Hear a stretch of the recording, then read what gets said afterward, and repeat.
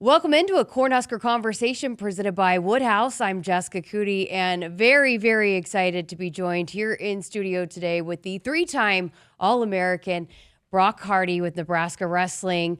Again, Huskers, one of the top teams in the country, coming off last year's runner-up finish, and a big weekend ahead this weekend with two top 25 teams coming inside to Vandy. So to talk about that and the senior season, Brock, thanks for being here. Thanks for having me. I'm super glad to be here. We were chatting. I think this is your fourth time to come on the podcast or on the radio with us. Yes, I think it is. It's been good each time. Can you believe it's your senior season?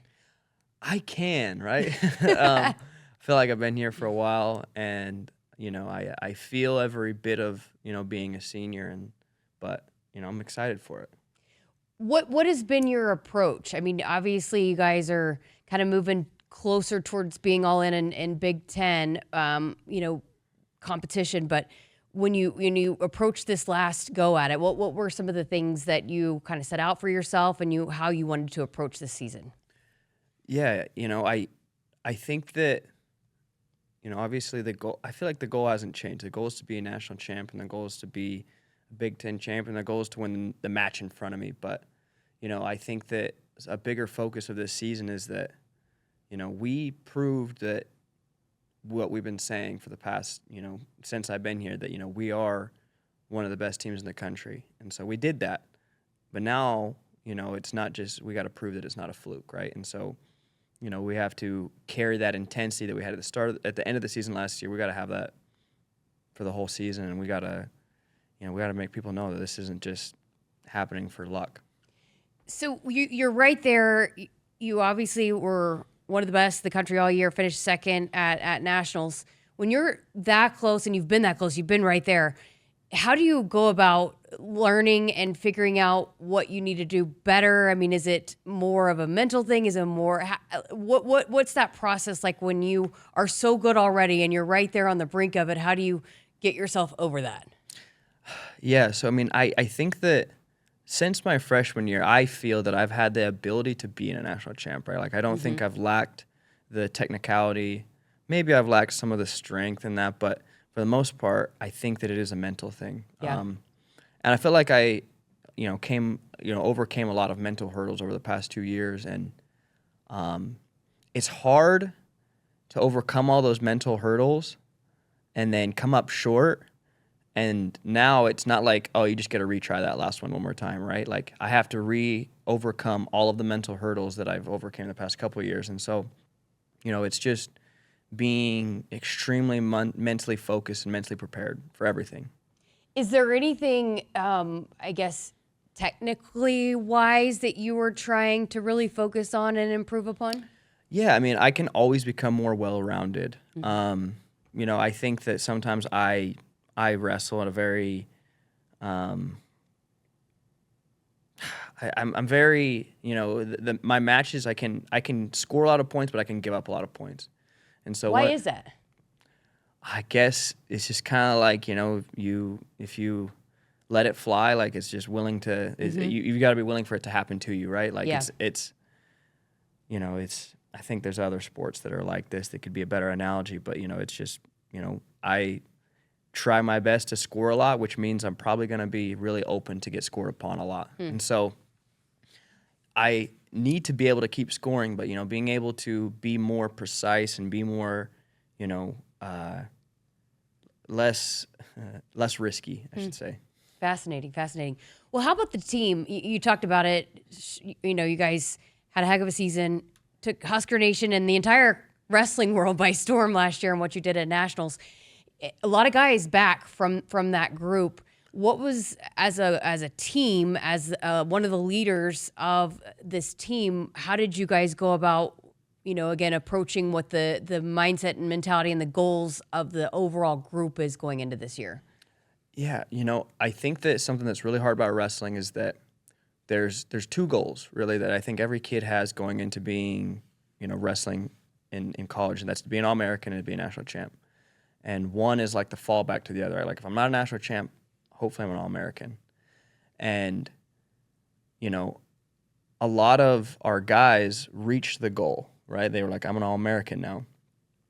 And so I think that one of the best things that we can do is to forget those goals and to attack every day as if we're not those things anymore, right? And to remember that we haven't reached the ultimate goal, and so every single day you have to train like you're a national champ and like you're going to be a national champ, right? And so I think that that's one of the things that we've worked on a lot is that just because you did it last year doesn't mean you get it next year, and if anything, more people are aware of you now, and so there's just we have to be that much more intentional in our training, that more intentional when we wrestle. The culture is just so rock solid in that program and in that wrestling room. Now that you've been in it and gone through the changes of turning over a roster, have you found that it's less about, hey, this is what the culture is, and more about guys just know what the standard is and what it is from day to day?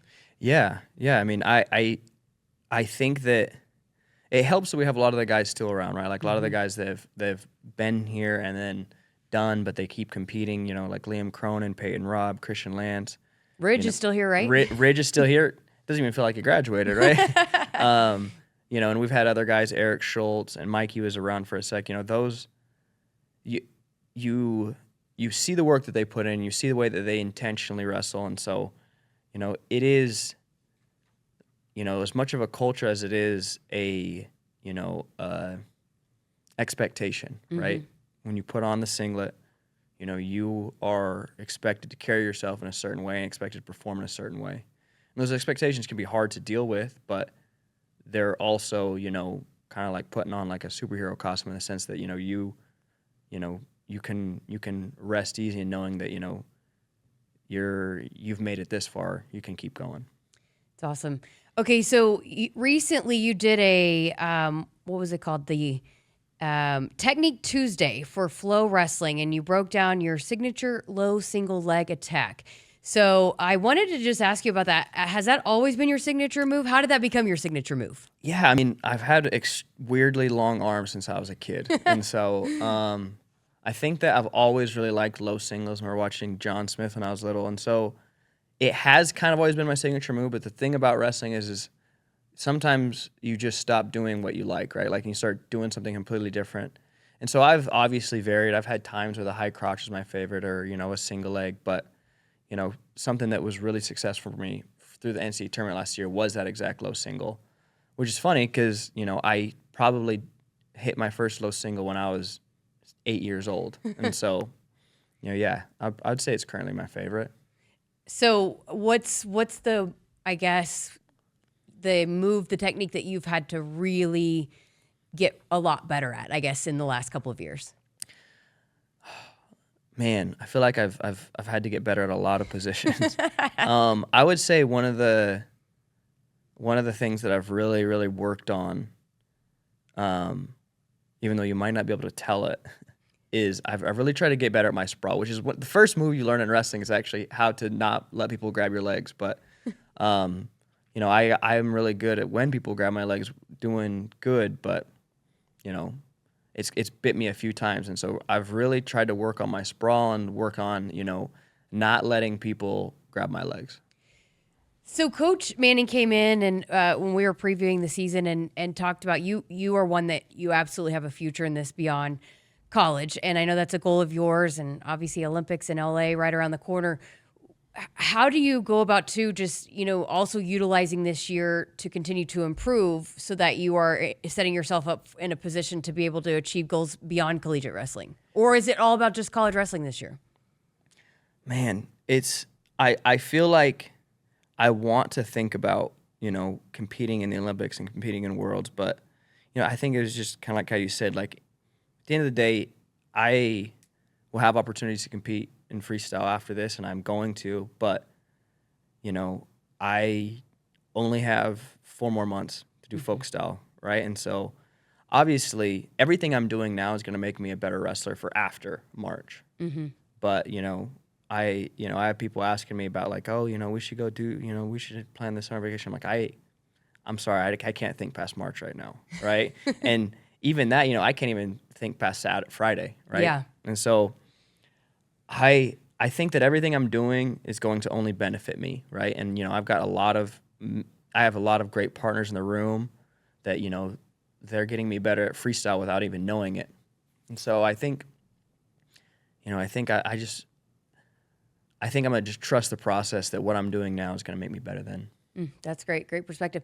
You know, and I know obviously you've moved on from last year, but you've had a couple of quotes, done some interviews since the runner-up finish last year. And I just think you have such a great perspective that I think it's important for other athletes to hear that, you know, it was disappointing, it hurt because it's ultimately what you want, but you approach it in a way to where it's not going to completely ruin you. Can you give us that perspective and why that's been important for you to approach everything that you do in that way?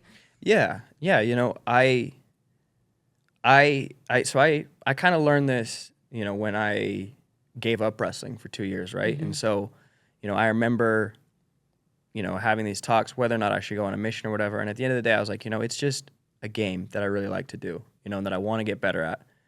But at the end of the day, like, I wouldn't trade it for my family, and I wouldn't trade it for, you know, my faith. And so, you know, I go and I wrestle with a full intention of doing my best and winning.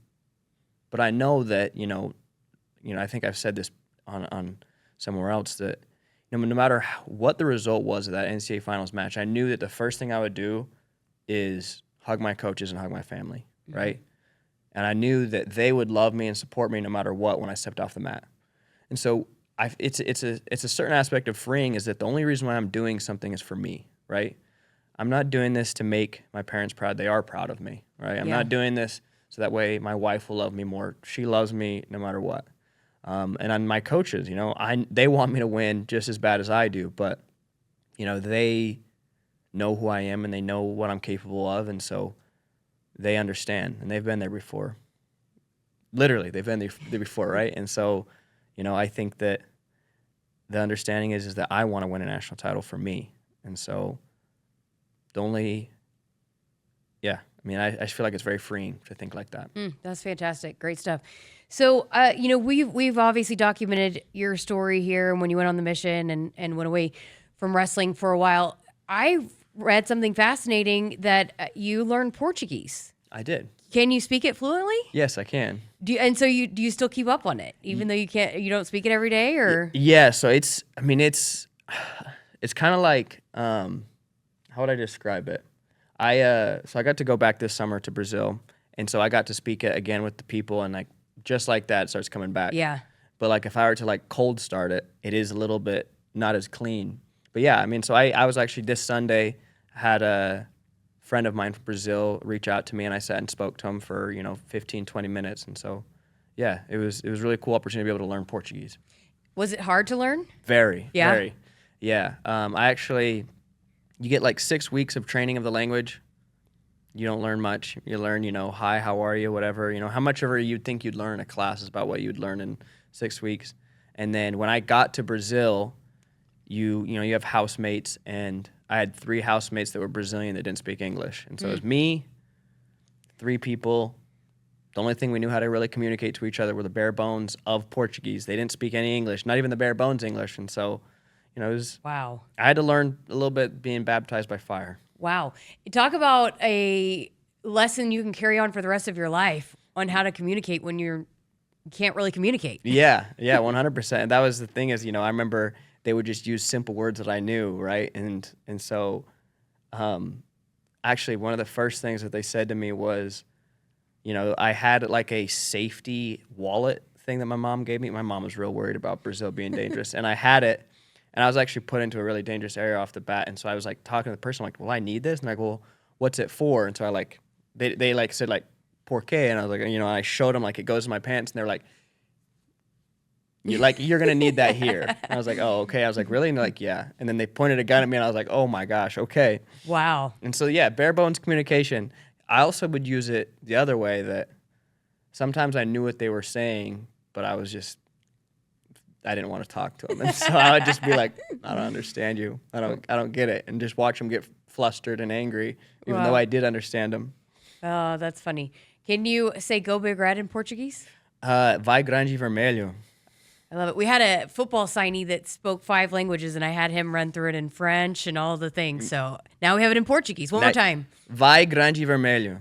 I love it. I love it. Hey, you wrestling is fun is the logo. You coined that last year. Have all the merch out, but you have a new phrase I noticed this year. Yeah, so I have a phrase that it's kind of I think my sister's the one who does most of it, but there was it actually goes back. It's like kind of an inside joke from 3 years ago. I had a really controversial match with Bo Bartlett, and there was a call in the match that it was potentially dangerous, but it was like I was gonna get like the go ahead takedown to win the match, but they stopped it for potentially dangerous. Then like a day later, everyone, all the sports media is talking about how it was, whatever this. And so I just made a post that said, I'm potentially dangerous and kind of like made like a joke about it. And it really popped off. And so we have a few merch things that say potentially dangerous on there.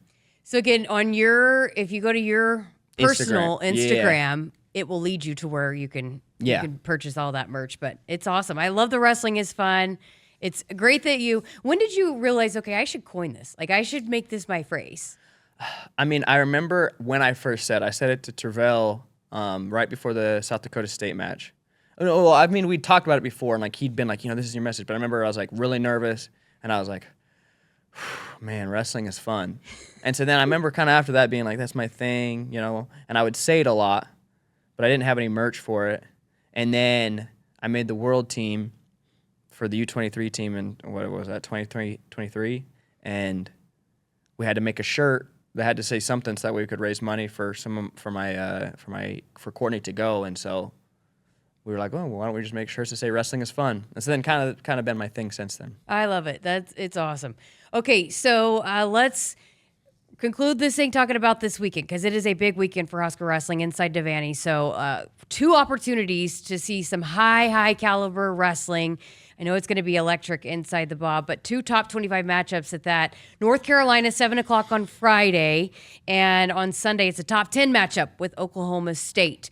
I know this team has battled some injuries. How do you guys feel? And you never want to be wrestling your best in November and October, right? But how do you guys feel at this point, health-wise, going into this weekend? I think we're really excited to, I think we're all good, right? I think that no matter what, we're never going to be 100% because we're not going to be 100% in March. But we're just excited for another opportunity, to wrestle, right? Mm-hmm. And really excited that they're really good teams, and really excited that one of the teams, got the better of us already, right? And so we're just excited to wrestle these dudes, and especially wrestle the dudes that beat us. Okay, so North Carolina on Friday. Give us kind of a preview of that one and kind of the keys to the Friday night. Yeah, so I'm not exactly sure all of their lineup. I know that my guy is a top 20 guy, and he's good, and he has some good wins this season. And I know that Rob Cole, the head coach for UNC, goes back with Mark Manning. I want to say that they were assistants together at some point. And so, like, they're longtime friends, but they're also, like, longtime enemies is a better way to put it. And so frenemies. Yeah, they're frenemies. And so, this is a big one for us to get. I know that Manning coached at UNC at one point, and so, we're gonna go put it to him, and we're gonna get a little matchup with one of the better ACC teams. Trying to think of who they have that's really good. I think that they're just stout throughout, right? Yeah. I think that that's where their ranking comes from, is that they probably don't have one guy that's not ranked. I don't know if they have any guys, top 5, but every single one of them is a potential All-American. Mm-hmm. And then you said it lead into Oklahoma State? Well, so for Oklahoma State, you mentioned it. This is one of the losses for this team this year. What were the things that didn't go right for you the first time around that need to be corrected this time? Yeah, I mean, I think partially momentum was one of them, right? We just got off wrestling Ohio State where we had guys get hurt. We had close matches that we lost, and we got routed by Ohio State. And so, we walked into the match, a little bit already with our tail between our legs. We didn't wrestle. We had confusion of who was going to wrestle at 125 10 minutes before the match. And then we had both of our 33-pounders were hurt at the time. Omar broke his hand. Van D was dealing with collarbone issues, and so then we wrestled one of our 25-pounders at 33. So that's already tough. Antrell was hurt, so we were already, forfeiting 57. In general, it felt like we were throwing the match before the match even started, right? And so, Oklahoma State is really good. And so as soon as you're giving up, and you're putting the non-optimal person out there, it's tough to win. And I think that we wrestled a little bit like that, right? I think we wrestled a little bit with like this idea of, well, we're probably not going to win anyways, right? And so, this weekend's going to be a lot different. This weekend it's home for us, right? For them, it was home for them then, right? Like we were in Tulsa. Their crowd was there. Their crowd was really loud. We get it home, and we got, 10 bullets firing. Yeah. And I mean, again, you talked about the lot of different guys ranked on Friday, and then you turn right around and a lot of guys that are ranked in probably top 10 in these matchups on Sunday. How do you guys go about with the quick turnaround and making sure that you guys do have the juice to do both days? Yeah, I think there's going to be some management for some of the guys on the team for Friday. If we don't need to, we won't wrestle everyone, and we have really good freshmen that can get out there and use one of their contacts and still get the win, right? I know I won't spoil Manning's plans, but I know we have one freshman that'll be wrestling this weekend that's going to be really exciting. And then, it's something that we have to always be able to do is just bounce back, because that's going to be the Big Ten season. I know that we duel somebody on Friday and then Ohio State on Sunday. It might be Penn State into Ohio State, or it might be Iowa. Yeah, you got some doozies coming up. Yeah, we got some really good teams in the Big Ten.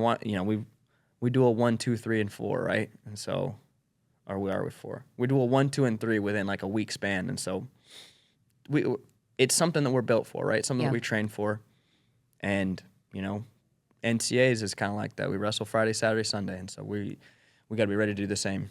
We were joking before we started recording that you're an athlete that doesn't always, you tune out a lot of the crowd, but I got a feeling it's probably going to be pretty hype inside Devaney this weekend. What does it do for the team to have that kind of support, to have Devaney rocking for you guys? Yeah, it's just, we love it. We love having people there. We love being able to see the people afterwards. We love, when it gets loud. We love when every move we do, is met with an applause, because we've been on the opposite where, I'm number 2 in the country and I'm getting taken down by a true freshman from Oklahoma State, and the whole stadium's on fire, right? We're going to have a reverse of that. And, I know that the Huskers are going to show up. I know that the Big Red fans are going to show up, and it's going to feel like that. When we got guys knocking off big dudes, it's going to be just ready for the roof to pop off. Hey, your roaring of a stadium made me think Bud Crawford announcing his retirement. He was here, walked out of the tunnel with you guys this season. What can you say about him and his career and, what he means to – he's a big supporter of a lot of sports around here. No, 100%. He's a true Husker fan, and he's always been a fan of wrestling.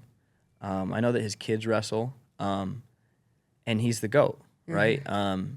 You look at his track record, and it's undeniable. And, I agree with what he did. Beating Canelo, there's not much left to prove, right? Everything else from here on out is going to be, scenarios that are doing nothing for his legacy except for, having the potential to tarnish it.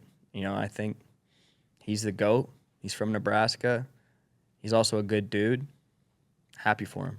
How cool was that? It was so cool to have him walk us out. It was so cool. I'm sad we didn't get a lot of time to talk to him, right? And it was before a match, and I told you that I try to tune stuff out, but it was I got to dap him up real quick, and then he walked out in front of us, and he was pumped, and his kids were there. It was really cool. Oh, awesome. Always just such a pleasure talking with you, Brock. Appreciate your time. Best of luck this weekend and the rest of the season. Thank you. I appreciate it. Again, Brock Hardy here with us on this week's Cornhusker Conversation presented by Woodhouse. Woodhouse has been a trusted partner in your everyday since 1975. Shop for your next vehicle with the home team at Woodhouse and the official auto dealer of Nebraska Athletics.